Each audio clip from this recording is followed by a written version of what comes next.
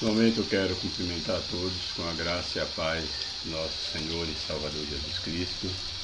Eu dou graças ao Senhor por mais uma oportunidade que Ele me concede de poder voltar a comunicar com cada um dos meus amados irmãos, minhas queridas irmãs, meus distintos alunos, para postar o comentário de mais uma das nossas lições da CPAD.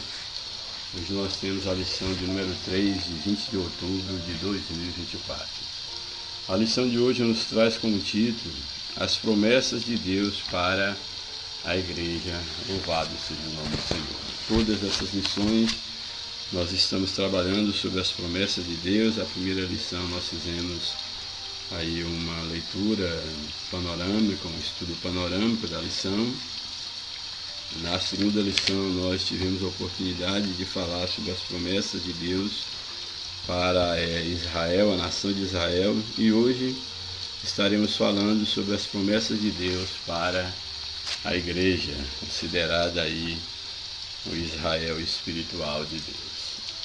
O texto-áureo da nossa lição está em Mateus capítulo de número 16, verso 18, e nos diz assim a palavra do Senhor: Pois também eu te digo que tu és Pedro, e sobre esta pedra edificarei a minha igreja, e as portas do inferno não prevalecerão contra ela. Aqui nós temos um fragmento do texto de Mateus 16, quando do momento em que Jesus ele conversa em particular com seus discípulos, procurando saber deles o que as pessoas diziam sobre Jesus, e cada um dava testemunho do que as pessoas falavam sobre ele. Depois Jesus volta para os seus discípulos e pergunta a eles o que eles diziam sobre Jesus. Pedro, então, usado por Deus, recebendo uma revelação do Espírito de Deus, ele diz para Jesus que ele era o Cristo, o Filho do Deus vivo. E aí Jesus naquele momento diz que aquela revelação que Pedro havia recebido não era uma revelação da carne, mas era o próprio Deus que o havia revelado sobre quem era a pessoa de Jesus Cristo. E com base nessa revelação de Pedro, Jesus afirma o seguinte: Pois também eu te digo que tu és Pedro, pedra, e sobre esta pedra, que no original aqui há uma diferença entre Petrus, pedra, e a pedra que se referindo a essa afirmação de Jesus, que é rocha, e sobre essa pedra edificarei a minha igreja, e as portas do inferno não prevalecerão contra ela. É interessante nós observarmos que esse é um dos textos que tem tido uma má interpretação por parte daqueles que colocam Pedro como sendo a base da igreja, o fundador da igreja, e aí esses que vão defender que o Papa seria um sucessor de Pedro, e que a igreja então ela foi fundada, ao Jesus dizer essas palavras, ele estava dizendo que a igreja seria fundada sobre Pedro, e então o Papa seria o sucessor de Pedro, algo que não tem nenhuma base bíblica, em momento algum. A Bíblia fala sobre isso, sobre a sucessão apostólica, enquanto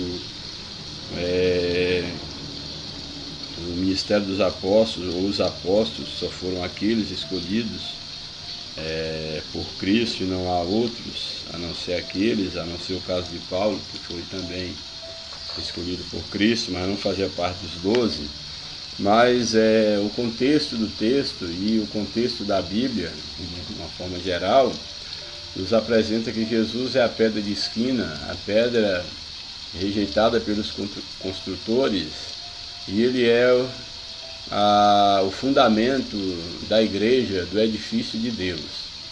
Portanto, a igreja, nem nas palavras de Jesus, nem à luz do contexto bíblico, desde o Gênesis ao Apocalipse, a igreja, em momento algum, a Bíblia afirma que a igreja foi fundada sobre Pedro ou sobre qualquer homem. A igreja ela é fundada sobre o próprio Jesus. Então, a despeito de Pedro ter significado de pedra, e aqui Jesus fala sobre esta pedra edificaria a minha igreja, mas na verdade o que Cristo estava dizendo é que ele mesmo, a pedra da qual Pedro recebeu uma revelação dizendo que era o Filho do Deus vivo, sobre ele mesmo, sobre aquela afirmação de Pedro, sobre aquela revelação da parte de Deus, e sobre si mesmo, sobre o próprio Cristo, a igreja estaria edificada. E sendo uma vez edificada sobre a pedra que é Cristo, Jesus diz que as portas do inferno não prevaleceriam contra a igreja de Cristo. Aqui num primeiro momento o inferno é uma representação aqui da morte, mas também num sentido mais expansivo, podemos tomar aqui o inferno como tudo aquilo que representa as forças malignas. Satanás e todo o poder das trevas também são representadas como inferno, como aquilo que se levanta para deter a marcha da igreja. Porém, Jesus, sobre o qual a igreja foi fundada, ele deixou bem claro que as portas do inferno não prevaleceriam contra a sua igreja. É importante nós estarmos bem atentos a isto. Eu gosto sempre de chamar a atenção, porque a igreja, no seu aspecto visível e mais especificamente enquanto uma organização denominacional, enquanto uma instituição, muitos têm lançado dúvida sobre a marcha da igreja, se a igreja ela não tem falhado, se o inferno não tem prevalecido contra a vida da igreja. Quero dizer para você que contra a igreja de Cristo, o corpo místico, invisível, espiritual, universal, essa jamais o inferno e tudo aquilo que o inferno representa, jamais haverá de prevalecer contra a igreja de Cristo, o corpo de Cristo. Porém, contra a religião, as instituições, muitas ditas religiosas, evangélicas, infelizmente contra muitas dessas o inferno já prevaleceu há muito tempo. São religiões, são grupos religiosos, denominações, instituições que já perderam a graça de Deus, que Cristo não é mais o centro, Cristo não é a cabeça, e que não passa de movimentos religiosos governados pelos homens, cuja palavra de Deus não tem a primazia e cujo manual de fé e prática, a Constituição, não é única e exclusivamente a palavra de Deus. Apesar de algum desses movimentos ditos religiosos, cristãos, evangélicos, ainda utilizar a palavra de Deus como um pretexto para ter um verniz de igreja de Cristo, mas na verdade não funcionam como corpo de Cristo. Muitos desses líderes e desses grupos religiosos já se venderam para a política, já se venderam para o mundo, para o secularismo. Muitos deles são, na verdade, movimentos sociais, onde a vida de Cristo não é expressa, onde não há lugar para o Espírito de Deus. Portanto, você e eu, nós devemos ter cuidado para cada dia nos certificar se nós de fato fazemos parte da igreja de Cristo ou se pertencemos a apenas mais um grupo religioso.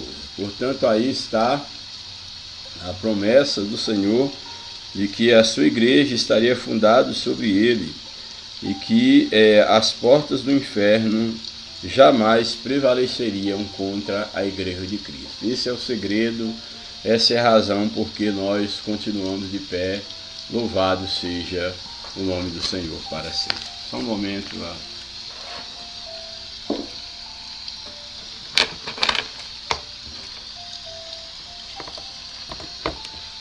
Acendi aqui uma luz para dar um pouco mais de claridade, que eu havia esquecido de ligar aqui a luz frontal. Bem, então nós temos aí então esse texto, que é um texto áureo, em relação, não só em relação à lição, mas em relação a todas as promessas feitas à igreja, que as portas do inferno não prevalecerão contra a igreja de Cristo. A verdade prática, ela nos apresenta o seguinte: as promessas de Deus para a igreja são gloriosas. Quais são essas promessas, dentre as muitas promessas? A vida eterna, poder e glorificação final do nosso corpo. Então, enquanto igreja de Cristo, enquanto os membros do corpo de Cristo, as várias promessas que Cristo nos prometeu, inclui exatamente como coroa dessa promessa a vida eterna.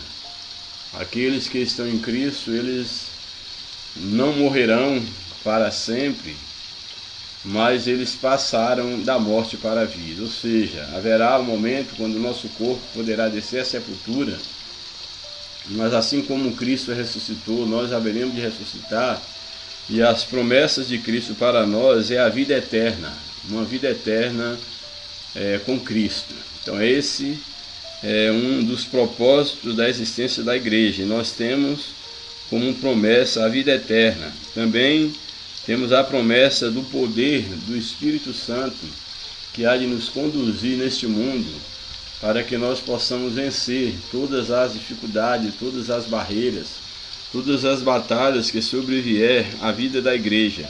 Nós temos a promessa de que o poder estaria conosco, o próprio Cristo prometeu estar conosco todos os dias até a consumação do século. Ele prometeu que enviaria o seu Espírito quando ele ascendesse aos céus, e o seu Espírito foi enviado e permanece conosco.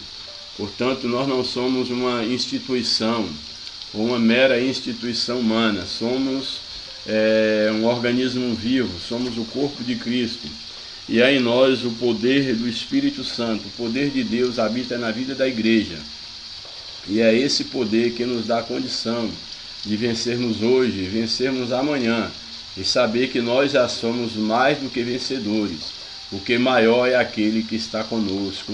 Louvado seja o nome do Senhor. Portanto, o poder faz parte do rol das promessas. E por fim, em relação ao nosso corpo mortal, nós temos a promessa que nós teremos um corpo glorificado.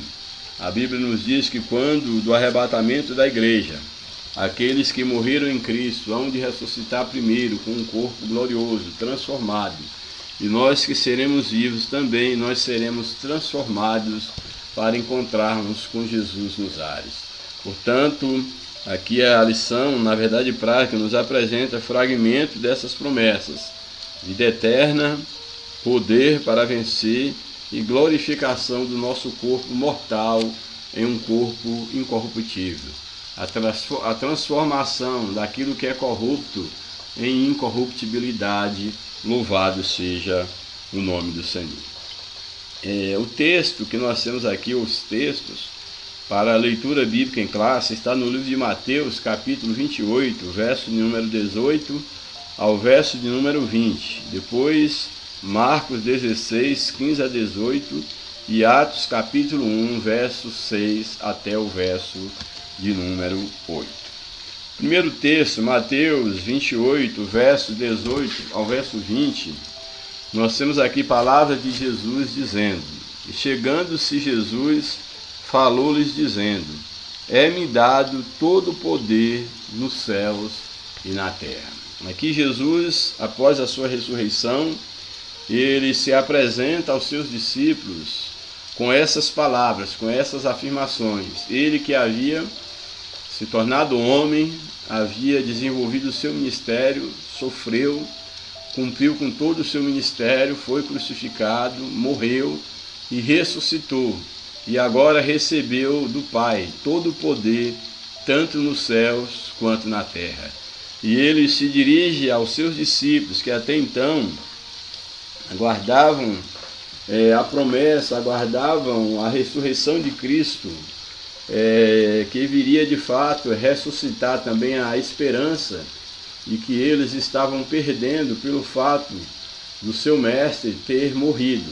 Porém agora Jesus, com o corpo glorificado, com o corpo ressurreto, ele aparece aos seus discípulos dizendo: é-me dado todo o poder nos céus e na terra. E aí, diante dessa realidade, ele vai então comissionar os seus discípulos, que é uma comissão ostensiva à sua igreja, a todos aqueles que se tornariam discípulos de Jesus, como resultado do trabalho dos seus primeiros discípulos. Portanto, ele diz, após ele fazer essa declaração, ele então vira para os seus discípulos dizendo: portanto, diante dessa realidade que já venci e que todo o poder me foi dado nos céus e na terra, portanto agora eu vos dou uma missão: ide, ensinai todas as nações, batizando-as em nome do Pai, do Filho e do Espírito Santo, ensinando-as a guardar todas as coisas que eu vos tenho mandado. E eis que estou convosco todos os dias, até a consumação dos séculos. Amém. Louvado seja o nome do Senhor.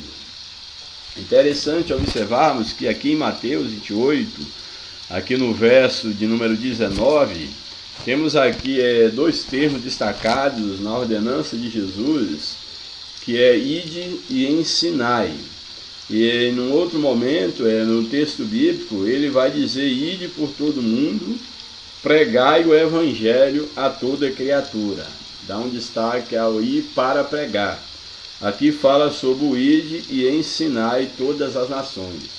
Alguns estudiosos costumam dizer que dentro desse fragmento do texto, do verso 19 de Mateus capítulo 28, ide, ensinai, como sendo duas ações distintas. O ide, alguns fazem referência como esse ide, sendo uma referência ao próprio evangelismo, à pregação do evangelho, para mostrar Cristo às pessoas, e uma vez que essas pessoas fossem alcançadas pelo evangelho, então entraria a segunda parte, que é o ensinar, que é o discipular.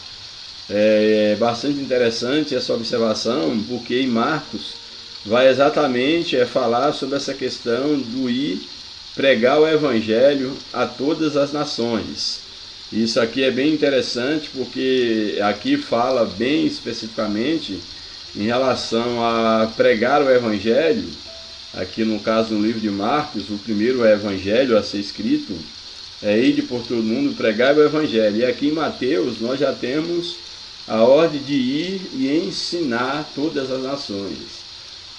Quer entenda o ide como sendo evangelizar, o ensinar como sendo discipulado que se segue a evangelização, ou entenda o ide como a ordem para ir, e o ensinar envolvendo já o evangelismo e o ensino e o discipulado. O certo é que a ordem de Jesus é que os discípulos deviam evangelizar e ensinar todas as nações, ou seja, a mensagem salvadora é para todas as nações. E a ordem de Cristo, a ordenança para a igreja, para os discípulos e para a igreja atual, é que nós devemos sair e evangelizar todas as nações. Não há um povo específico o qual deve ser alcançado, mas todas as nações da terra, elas carecem de Jesus, e é para elas que também Cristo veio.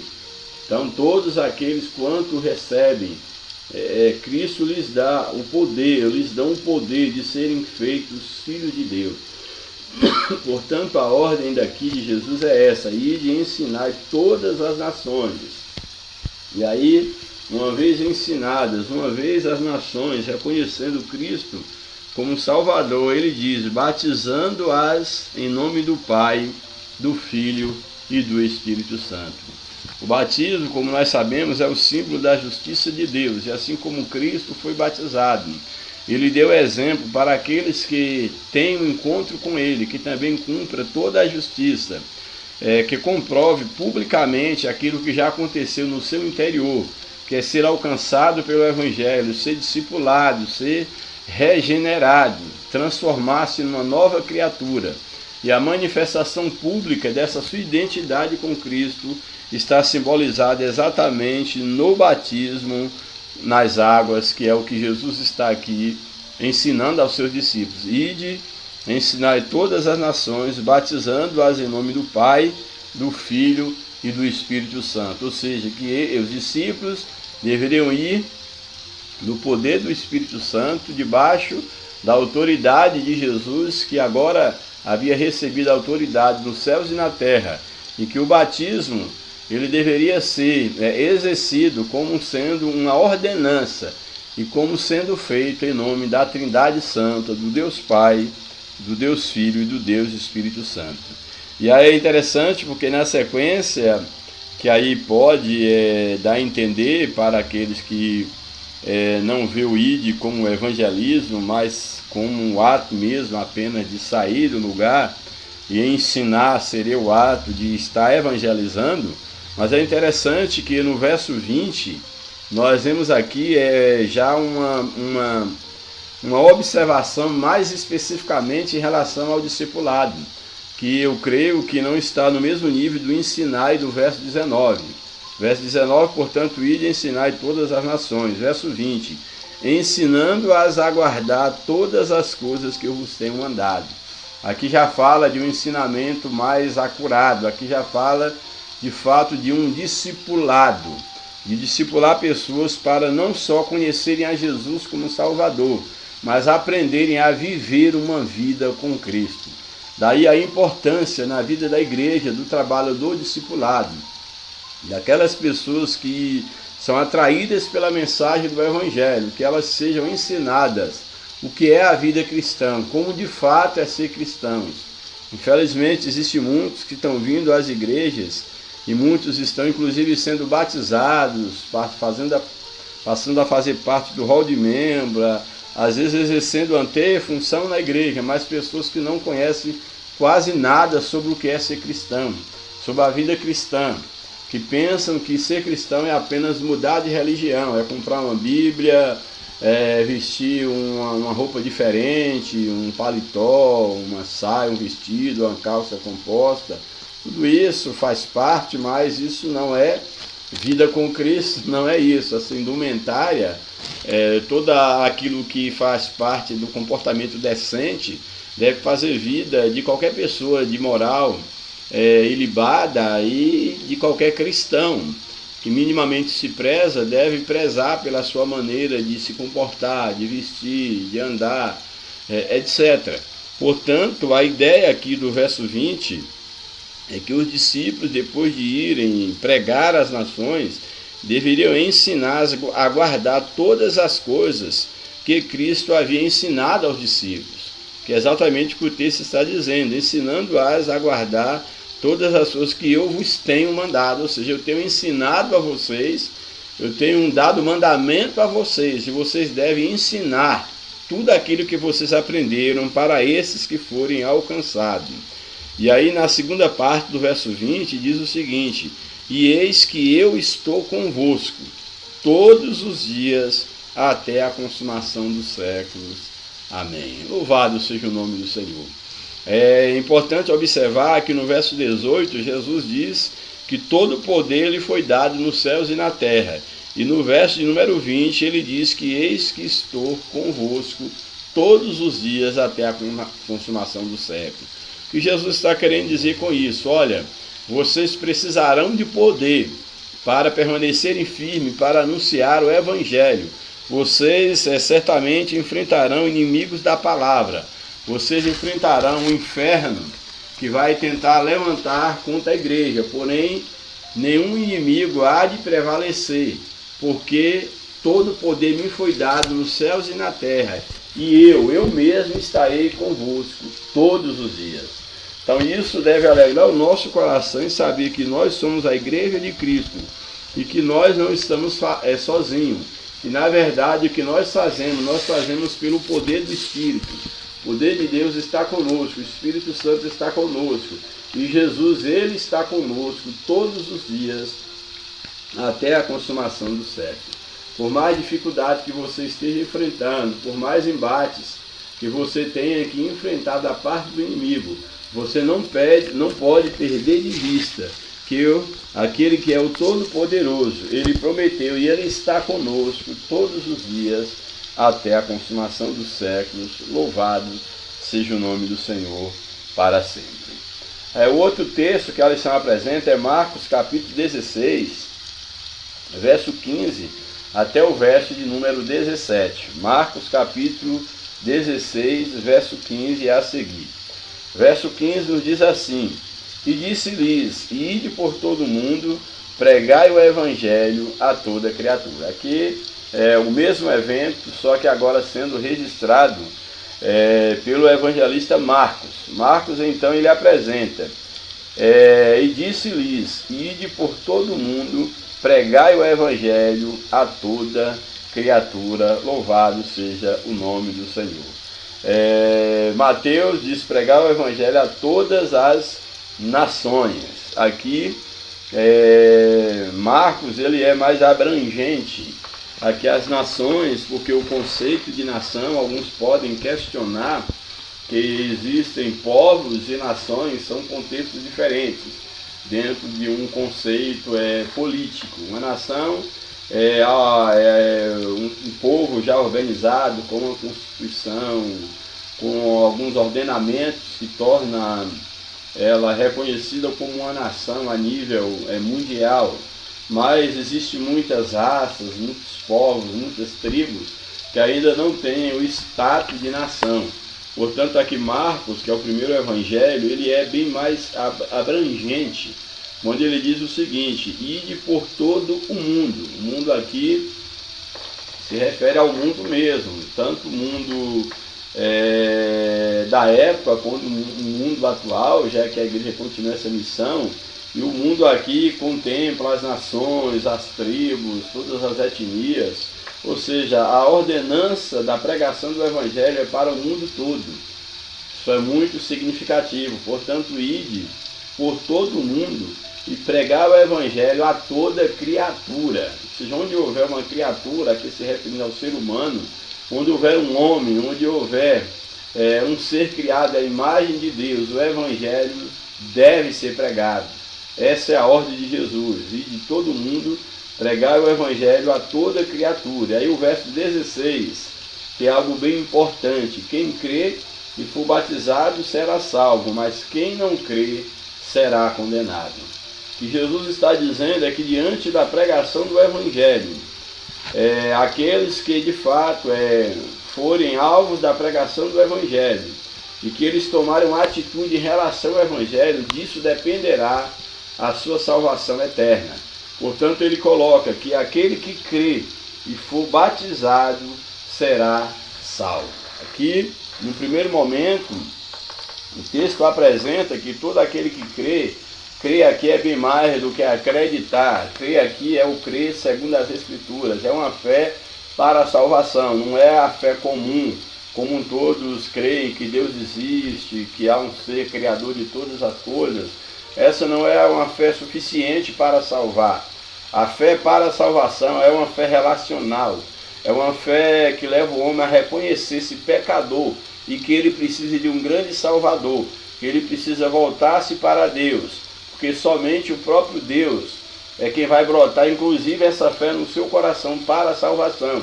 Essa fé brotada no coração do homem, a atitude de voltar-se para Deus também é um mover do Espírito. E toda a vida cristã, todo o prosseguir na caminhada cristã, o início, o meio, o fim da caminhada, é uma obra totalmente da graça de Deus, por meio da fé. Por meio da fé, a fé seria então a resposta que nós damos então à graça de Cristo. E essa fé, ela é implantada no nosso coração, na nossa vontade, inclusive também como uma obra de Deus, uma obra do Espírito Santo. Portanto, aquele que crê, aí o texto diz: aquele que crê e for batizado será salvo. Por que crê e ser batizado? Porque todos aqueles que creem, naturalmente, eles irão cumprir a justiça de Deus, que é o batismo, que é o símbolo de morrer para o mundo e viver para Cristo. Então não é concebível alguém que crê e ele tendo condição, tendo tempo, é claro, para ser batizado nas águas, ele recusa o batismo, porque isso é totalmente paradoxal, totalmente contraditório. Não é que o texto está dizendo aqui que o batismo é ponto de salvação, não. O que o texto coloca: quem crê e for batizado será salvo, coloca o batismo como sendo uma sequência, um desejo natural de todo aquele que crê. Então, quem crê, naturalmente, não recusará o batismo. Portanto, quem crê será salvo. E o batizar, é preciso ser batizado para ser salvo? Eu diria que todo salvo, ele busca o batismo nas águas, cumprir com esse símbolo de justiça. Mas e aqueles que não deram tempo ser batizados? Eles então não são salvos? Não é isso que a Bíblia está afirmando.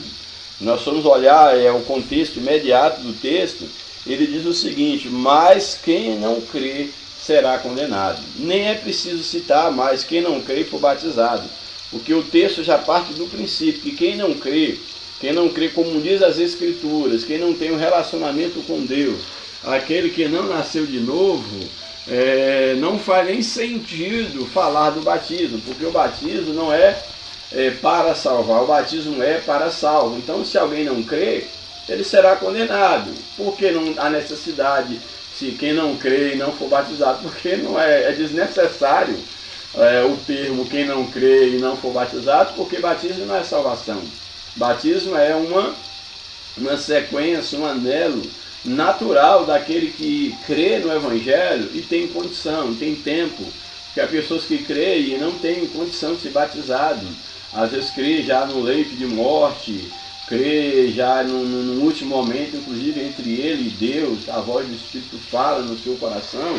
Então há N situações, mas numa situação normal, é aquela quando a pessoa ela crê, ela é instruída, discipulada, naturalmente ela vai querer cumprir a justiça divina, que é ser batizada. Daí o termo, quem crê e for batizado será salvo. Mas há ressalva no início, mas quem não crê será condenado. Já colocando que a não crença tira toda a necessidade do batismo, porque o batismo é para quem é salvo. Para crer aqui é no sentido de ser regenerado. Então, se alguém não é salvo, não faz sentido batizar, porque o batismo não é para salvar, mas é para aqueles que já são salvos, caso tendo eles a possibilidade e o privilégio de serem também batizados, assim como Cristo foi batizado. E é interessante observar que o próprio João Batista, ele não queria batizar Jesus, porque não via em Jesus nenhum pecado, para mostrar que o batismo não é salvação. Mas Jesus diz: não, me batiza, porque é para cumprir a justiça. Ou seja, em Jesus não havia pecado. Aqueles que têm um encontro com Cristo, que se arrependem, que nascem de novo, eles já encontram a vida eterna. E o batismo é só um cumprimento da justiça. É uma manifestação pública daquilo que já aconteceu no interior do nascido de novo, do regenerado. Louvado seja o nome do Senhor. Aí o verso 17, ele nos diz o seguinte: e estes sinais seguirão aos que creem. Aqui é bem importante, porque a Bíblia está dizendo, Jesus está dizendo, que aqueles que crescem, segundo as Escrituras, aqueles que nascessem de novo, alguns sinais marcariam a sua vida com Deus. Alguns sinais seriam inevitáveis, alguns sinais acompanhariam a sua vida, a sua trajetória, o seu ministério. E é importante porque o texto aqui afirma que os sinais seguiriam. Qual é a ideia de seguir? Alguém está à frente e algo atrás está o acompanhando. Essa é a ideia de seguir. É bem importante notarmos aqui que a Bíblia, em momento algum, a Bíblia diz que o cristão salvo, ele deve seguir os sinais. Muitos, inclusive, quando andavam, as multidões que andavam seguindo a Jesus, entre aspas, elas estavam exatamente atrás da comida que perece. Elas estavam seguindo os sinais. E Jesus disse que para os seus servos, os sinais seguiriam os que crescem, ou seja, aqueles que verdadeiramente nasceram de novo, por onde eles passarem, eles serão provocadores de sinais, ou seja, eles, os sinais que os seguirem comprovarão que eles, acima de tudo, são nascidos de novo. Então eles não andarão atrás de sinais, mas os sinais serão o rastro que eles deixarão por onde eles passarem. Louvado seja o nome do Senhor. Portanto, ele diz: esses sinais seguirão os que creem. Quais os sinais que confirmariam que alguém creu, que alguém nasceu de novo? Em meu nome, em nome de Jesus, aquele ao qual eles creram, para o qual eles vivem. Em meu nome expulsarão demônios. Ou seja, onde eles passaram, os demônios terão que render ao poder de Deus, ao Cristo que habita na vida deles. Em meu nome expulsarão demônios, falarão novas línguas, como sinais de que Deus está na vida dessas pessoas. Pegarão as serpentes, se beberem alguma coisa mortífera, não lhes fará dano algum, e imporão as mãos sobre os enfermos e os curarão. É bom a gente observar aqui, eu já fiz isso em outro vídeo, quando o texto destaca aqui que em nome de Jesus pegariam serpentes, se bebesse alguma coisa mortífera, não causaria dano algum. Aqui em momento algum a Bíblia está dizendo que aquele que é cristão, que nasceu de novo, que deve agora estar pegando em serpente, que deve estar tomando veneno, que não vai acontecer mais nada, em hipótese nenhuma. Não é isso que a Bíblia está dizendo. O que o texto está dizendo é que se porventura um dos seus servos, daqueles que de fato nasceram de novo, por um incidente, ou até mesmo por uma ameaça do inimigo, eles forem sujeitos a serem picados por uma serpente, até mesmo de veneno para eles beberem, e não houver um propósito de Deus, ou se houver um propósito de Deus maior em guardar as suas vidas, eles nenhum dano sofrerão. Mas isso quer dizer que todos aqueles que porventura estiverem fazendo a obra de Deus, com a serpente picar, ou que forem envenenados, não irão morrer? Não é isso que o texto está dizendo. A gente não pode ser inocente e dizer que ser cristão, você está livre de todo mal, está livre da morte, que nenhum mal te sucederá ao seu corpo físico, que um veneno não é capaz de te matar. Tudo é segundo o propósito de Deus. Se Deus permitir que nós sejamos picados por uma serpente e que nós morramos, nós morreremos. Se for do plano de Deus de que alguém nos envenene e nós venhamos a morrer, morreremos. Mas uma coisa que nós temos que entender nesse texto é que se Deus ele tem um propósito na nossa vida, e se não houver um propósito divino, não há serpente, não há animal feroz, não há leão, não há veneno que possa tirar a vida do cristão, se não houver a permissão divina. Ou seja, naqueles momentos, quando Deus nos enviar, nós não devemos estar preocupados com os perigos à nossa volta. Se há serpente, se há a possibilidade de sermos ou não envenenados, não podemos nos acovardar, porque a nossa vida está nas mãos do Senhor. E existem muitos exemplos no passado, como no presente, de livramentos de morte que Deus tem dado aos seus servos, exatamente porque Ele está conosco. E se não for a permissão de Deus, não há mal que nos atinge. Se não for do propósito divino, não há veneno que venha tirar a vida, não há nem a morte, nem a altura, nem principado, nem potestade. Nada poderá ceifar a nossa vida, porque a nossa vida estará no centro da vontade de Deus. Agora, não devemos pegar esse texto aqui e usar para tentar o Senhor. Não, vou pegar em serpente, vou tomar veneno, vou andar sobre as águas, porque não, mal vai acontecer. Deus não está dando autorização para você fazer absolutamente nada disso. Mas sabemos quantos casos de homens e mulheres de Deus que tentaram envenená-los e simplesmente nada lhes aconteceu. Inclusive tentaram matá-los e não conseguiram matá-los. Exatamente porque nada acontece com o servo de Deus se não for debaixo da permissão de Deus. Louvado seja o nome do Senhor. E aí o poder para impor a mão sobre os enfermos e eles serem curados. Não que nós temos poder, não que nós somos capazes de curar ninguém. Nós não curamos ninguém. Quem cura, é bom deixar bem claro, que é no nome de Jesus. Segundo a vontade de Deus, no nome de Jesus, Ele há poder para curar. Mas todos que orar serão curados, se for esse o propósito divino. Sempre, tudo aquilo que Deus faz com um propósito. Deus é um Deus que cura, e Jesus levou sobre nós as enfermidades, sim. Ele é um Deus que tem poder sobre a morte, sim. Mas se houver um propósito, Ele curará os enfermos pelos quais nós orarmos. Se houver um propósito, Ele nos livrará da morte, mas desde que tudo esteja segundo os propósitos divinos. Louvado seja o nome do Senhor.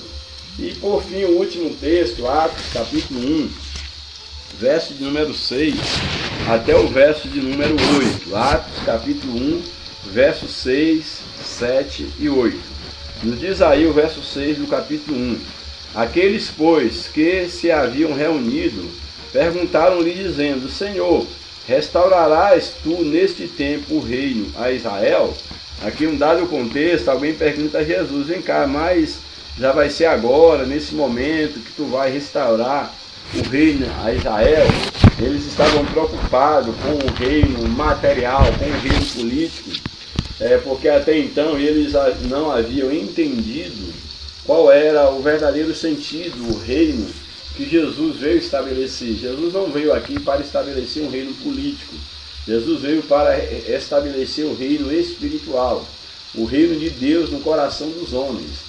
E eles estavam perguntando a Jesus sobre uma restauração política, uma restauração do reino de Israel. O que acontecerá, nós cremos, no futuro milenial, quando Cristo de fato há de todo Israel no final da grande tribulação, assim, a maioria de nós cremos, Jesus há de vir juntamente com a igreja para julgar as nações e implantar o reino milenial, e a Bíblia diz que naquele momento todo Israel será salvo, todo remanescente se converterá ao Senhor, e haverá então a restauração ou estabelecimento do reino milenial. Porém, eles estavam perguntando isso para Jesus quanto a essa restauração política. E Jesus responde: disse-lhes: não vos pertence saber os tempos ou as estações que o Pai estabeleceu pelo seu próprio poder. Ou seja, os propósitos de Deus são de Deus, não compete a vocês estarem preocupados quando é que vai ter a restauração política, quando é que um reino vai passar, que vai vir outro reino, quando vai vencer a opressão romana. Não compete a vocês. Tudo isso compete ao Pai, que é soberano, que tem o governo nas suas mãos. Portanto, isso não compete a vocês, mas apenas ao Pai, que tudo estabelece pelo seu próprio poder. Aí o verso 8, ele diz o seguinte: mas, apesar de vocês não saberem, não terem conhecimento do futuro, mais uma coisa eu garanto para vocês: recebereis a virtude do Espírito Santo que há de vir sobre vós. Essa é a promessa que eu deixo para vocês. Eu estou indo para o Pai, mas vocês receberão virtude. Virtude aqui fala de poder, fala da presença do próprio Espírito Santo, para que eles pudessem testemunhar, para que eles pudessem estar firmes, para que eles tivessem ousadia para pregar o Evangelho, se preciso até mesmo com as suas próprias vidas, para que eles tivessem graça para resistir às provações, ousadia e sabedoria para poder pregar, fazer a missão a qual Jesus acabava de entregá-los. Recebereis poder ao descer sobre vós, recebereis virtude do Espírito Santo que há de vir sobre vós, e ser-me-eis testemunhas, tanto em Jerusalém, onde vocês estão, como na província da Judéia, na província de Samaria e até os confins da terra. E vimos que no tempo apostólico isso cumpriu. O Evangelho foi pregado em Jerusalém, na Judéia, em Samaria e até os confins da terra de então, que era representado pelo Império Romano. Temos lá Paulo pregando em Roma. E hoje nós temos a incumbência de pregar o Evangelho em Jerusalém, na nossa cidade, pregar o Evangelho na Judéia, no nosso estado, em Samaria, que pode representar também o nosso país, e até os confins da terra, que é uma representação das várias nações que devem ser evangelizadas por nós. Então, da mesma maneira que Jesus ele ordena aos seus discípulos que eles, ao receberem poder, eles testemunhariam em casa, em Jerusalém, na província da Judéia, em Samaria, até os confins da terra, nós temos também de Deus a ordenança que devemos pregar em nossa cidade, em nossos bairros, povoados, distritos, em nossas cidades, em nosso estado, no nosso país e aonde quer que Deus mandar, inclusive em outras nações. Louvado seja o nome do Senhor para sempre. Portanto, a promessa ou as promessas de Deus para a igreja, É o derramamento do Espírito Santo, a promessa de que Jesus está conosco, de que nós receberíamos poder e de que as portas do inferno não prevalecerão contra a igreja de Cristo. Aí a lição, o comentário da lição, a introdução nos apresenta: a igreja de Cristo é portadora de promessas gloriosas de Deus. Ela foi idealizada pelo Pai, a igreja foi idealizada pelo Pai, Deus idealizou a igreja, ela foi edificada por Cristo, ela é a pedra angular, a pedra de esquina, ela foi edificada por Cristo e ela é guiada pelo Espírito Santo, louvado seja Deus. Ou seja, a igreja é uma obra espiritual, idealizada por Deus na eternidade. Ela foi edificada sobre Cristo, por Cristo, e ela é guiada pelo Espírito Santo. Ou seja, você individualmente enquanto igreja, corpo de Cristo, você tem que ter essa consciência que a igreja não é uma invenção humana, como é a religião. A igreja não é uma religião, não é uma invenção humana.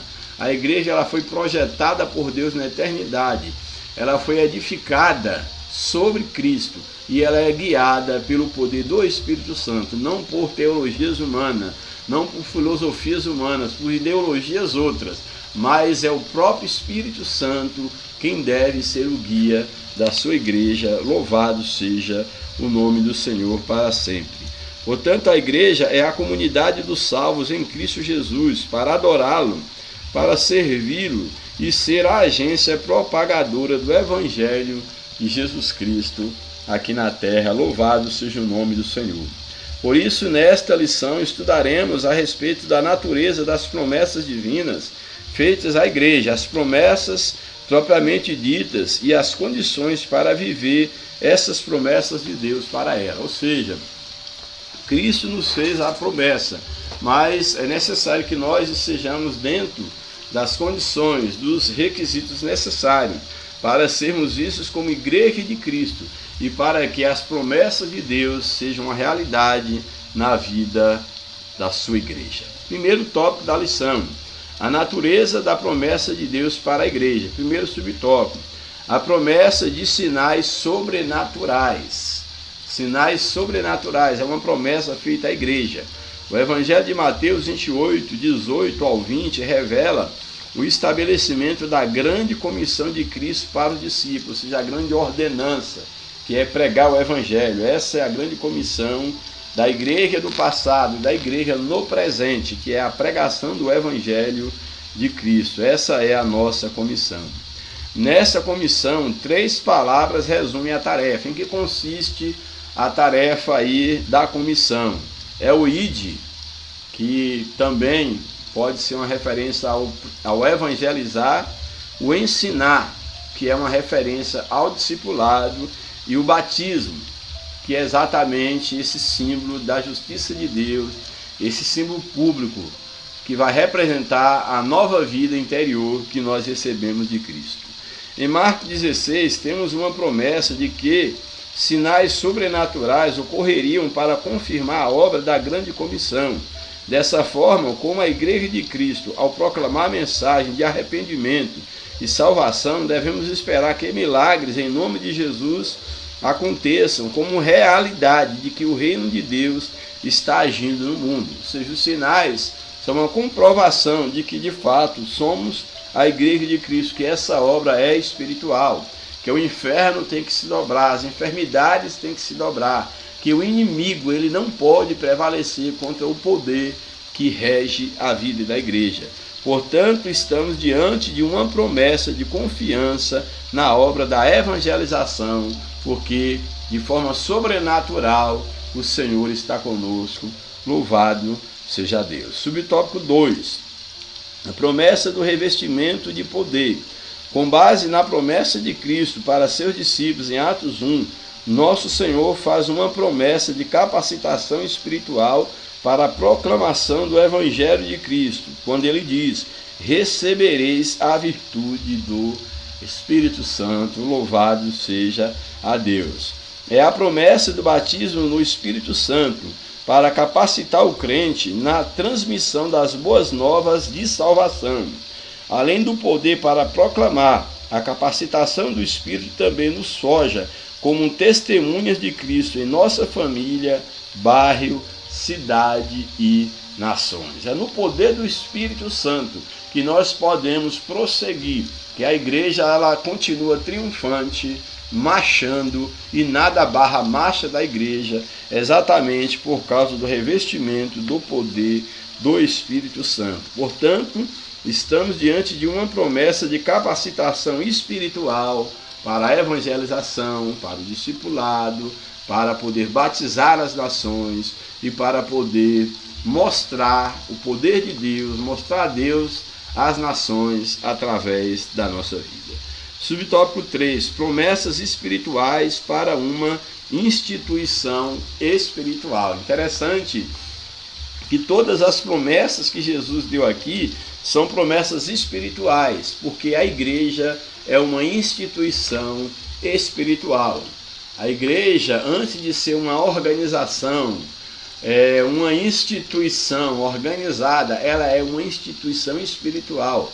Ela foi idealizada por Deus. Portanto, a igreja é um organismo vivo e um organismo organizado, como todo organismo, ele é organizado. A igreja também é um organismo organizado, tanto espiritualmente quanto no seu aspecto físico. Ela depende, ela precisa de uma organização, porque afinal de contas ela é o corpo de Cristo, é o grande edifício de Deus. Louvado seja o nome do Senhor. Portanto, promessas espirituais para uma instituição espiritual. Ao longo das Escrituras, percebemos que a igreja foi forjada espiritualmente em Cristo. Igreja forjada em Cristo. Aí eu pergunto para você, enquanto igreja, individualmente, membro do corpo de Cristo, você foi forjado em quem? Você foi forjada em Cristo ou na religião? Quem sabe você está sendo forjado para ser um bom batista, um bom assembleiano, um bom presbiteriano, um bom católico, um bom espírito, mas isso não é o suficiente. É necessário que você esteja sendo forjado em Cristo, que você esteja experimentando o novo nascimento, que Cristo esteja sendo gerado em você, porque só é possível fazer parte do corpo espiritual de Cristo, só é verdadeiramente igreja de Cristo aqueles que foram forjados no Calvário, forjados na cruz de Cristo, que passaram pelo Calvário, que não vivem mais para si mesmo, que já negaram a si mesmo, tomaram a cruz, estão seguindo a Cristo. Então, sem renúncia, sem arrependimento de pecado, não há mínima possibilidade de nos tornarmos igreja de Cristo. Louvado seja o nome do Senhor para sempre. Portanto, a igreja ela é edificada em Cristo, ela é forjada espiritualmente em Cristo. Por isso, a natureza das promessas para a igreja é primariamente de natureza espiritual.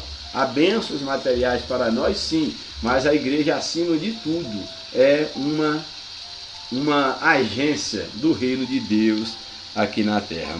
Notemos como Jesus se refere à igreja em Mateus: edificarei a minha igreja. Isso aqui também é muito importante. Jesus disse que ele edificaria a sua igreja. Ou seja, a igreja não é de homem, não é de pastor, não é de padre, a igreja é de Cristo. Então você que exerce ou está liderando, que foi chamado para liderar a igreja de Cristo, você tem que ter consciência plena que a igreja não é sua, a igreja tem dono. Jesus disse: edificarei a minha igreja, a igreja é dele, e você é apenas um mordomo, alguém chamado para cuidar, que inclusive tem que cuidar bem da igreja de Cristo, porque ele há de prestar conta da sua mordomia, do que você tem feito em relação à igreja que a ele pertence. A palavra grega para igreja aqui é eclesia.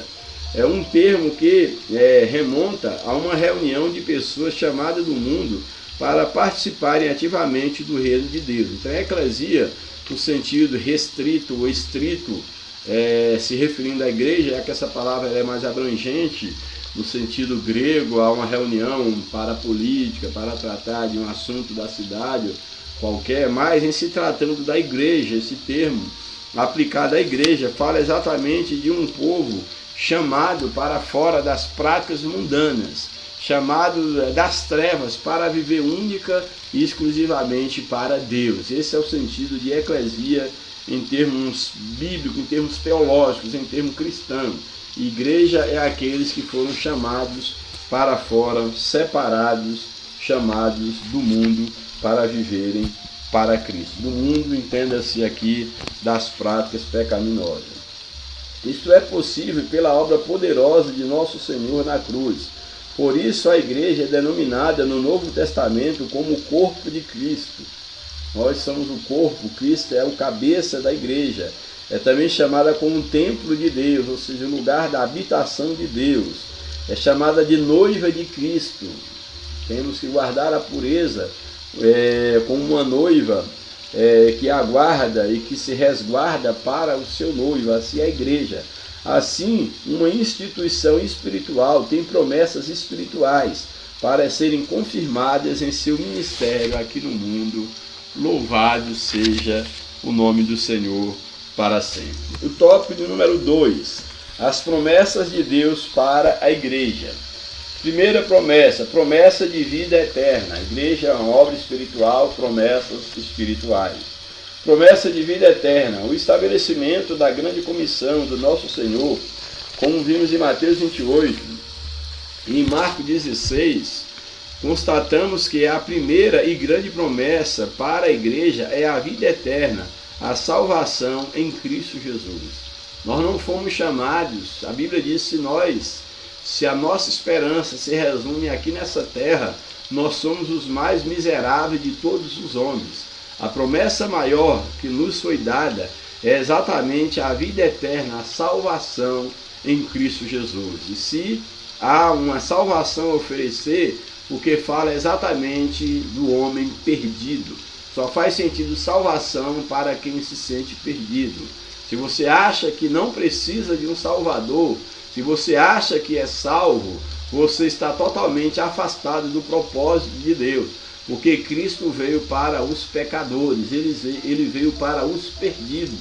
Portanto, a primeira promessa para aqueles que têm um encontro com Cristo é exatamente promessa de vida eterna, de salvação, porque esses, de fato, veem Cristo como Salvador e se reconhecem perdidos, carentes da glória e da graça de Deus. Ora, aquele que nele crê é salvo pelo Senhor e, consequentemente, torna-se membro do corpo de Cristo, a igreja do Deus vivo, desde o primeiro dia do seu arrependimento e fé verdadeira. Arrependimento verdadeiro. Promessa de poder, é uma outra promessa, vida eterna e poder para já começar a desfrutar dessa vida eterna aqui neste mundo. Uma vez salvo em Cristo, um membro do seu corpo, de acordo com o que lemos em Atos 1, como membro do seu corpo, temos uma gloriosa promessa de poder do alto para sermos instrumentos vivos em que os sinais e os milagres de Deus possam confirmar a palavra que Ele nos entregou, manifestar o poder de Deus através da nossa vida. Essa promessa foi feita em Atos dos Apóstolos, Atos 1, 5 e o verso 8, foi experimentada naquele tempo. Em Atos capítulo 10 nós temos isso, no Atos 2 temos o cumprimento dessa promessa, e todo o livro de Atos é um livro de manifestação do poder do Espírito Santo, e ao longo da história da igreja tem sido confirmada novamente na vida de milhares de servos de Deus que experimentam o batismo no Espírito Santo todos os dias e recebem dons espirituais preciosos para fazerem a obra de Deus com fé e ousadia. O mesmo Senhor que batizou em Atos dos Apóstolos ainda batiza hoje. Louvado seja o nome do Senhor. Somos a continuidade daqueles discípulos, somos a mesma igreja, e o mesmo Deus que prometeu, Ele está conosco todos os dias até a consumação dos séculos. Louvado seja o nome do Senhor para sempre. Subtópico 3, a promessa da glorificação do nosso corpo. Essa é uma das promessas, é a promessa final que nós aguardamos, que um dia mesmo aqueles que morrerem em Cristo, eles vão de ressuscitar com um corpo glorioso. E nós, quando da vinda de Cristo para arrebatar a sua igreja, nós seremos transformados em um corpo de glória, a semelhança do corpo de Cristo quando ressuscitou. No mesmo corpo do texto bíblico em que se encontra a promessa do revestimento de poder, em Atos 1, também se encontra a promessa da vinda do Senhor. Varões galileus, porque estáis olhando para os céus, lá Atos 1. Esse Jesus que dentre vós foi recebido em cima no céu, há de vir, assim como para o céu o vistes ir. Atos 1, verso de número 11, quando da ascensão de Cristo. A palavra de Deus nos mostra que quando o nosso Senhor arrebatar a sua igreja, seremos semelhantes a Ele, porque assim como o veremos. 1 João, capítulo 3, verso 2. Quando o nosso corpo for glorificado, o veremos face a face, e o conheceremos como também Ele nos conhece. 1 Coríntios 13, verso 12. Louvado seja o nome do Senhor, que promessa gloriosa. Tópico número 3 e último tópico da lição. Condições para viver as promessas de Deus. Primeiro subtópico. Qual é a primeira condição? Crer. Sem crer é impossível desfrutarmos das promessas de Deus. E crer aqui é relacionamento. Crer aqui é ser vencido, convencido, não por homens, mas pelo Espírito Santo, de que nós somos pecadores, grandes pecadores, e que carecemos de um grande Salvador e único. Esse é Jesus Cristo. Então, nas condições para viver as promessas de Deus, a primeira é preciso crer.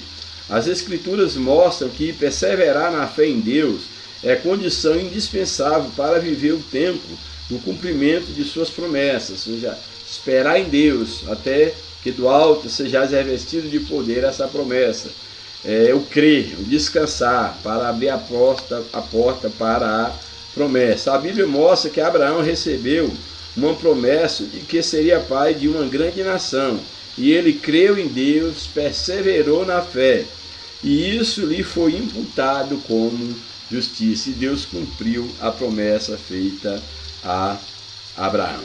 Nesses últimos dias, precisamos reanimar a nossa fé nas promessas de Deus. É tempo de confiar no Senhor e se fortalecer na força do seu poder. Efésios capítulo 6, verso 10. Ou seja, a Bíblia diz que sem fé é impossível agradar a Deus. A Bíblia diz que aquele que se aproxima de Deus, é necessário que ele crer que Deus existe e que é galardoador daqueles que o temem. A Bíblia diz que aquele que anda por fé, que lança a mão no arado, não deve olhar para trás. Portanto, viver pela fé é uma condição para desfrutar das promessas de Deus, porque a Bíblia diz que o justo, viverá da fé. Louvado seja o nome do Senhor. Portanto, é preciso crer. É preciso não só crer, mas é preciso ser fiel, manter na fé, permanecer, ser firme, inabalável, abundantes na obra do Senhor. Portanto, não só crer, mas permanecer fiel.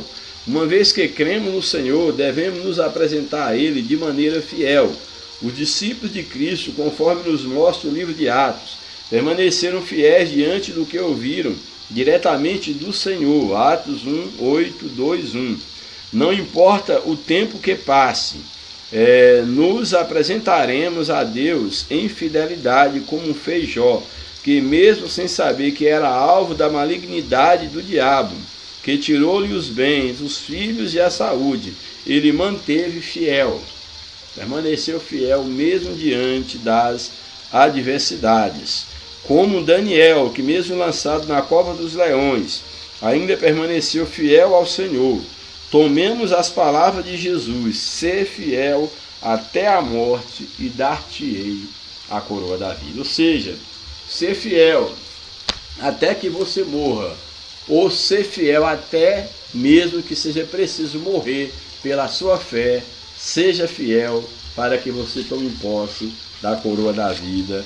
Louvado seja o nome do Senhor. Portanto, as condições para viver a promessa é preciso crer, permanecer fiel e é preciso obedecer a Deus. Aqueles que creem, que permanecem fiéis, naturalmente sabem que precisam viver em obediência à palavra de Deus, em obediência a Deus todos os dias. Louvado seja o nome do Senhor.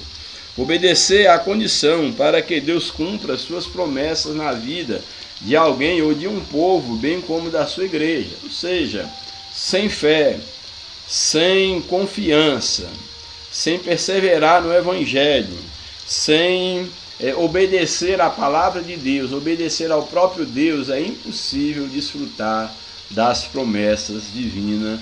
Louvado seja o nome do Senhor.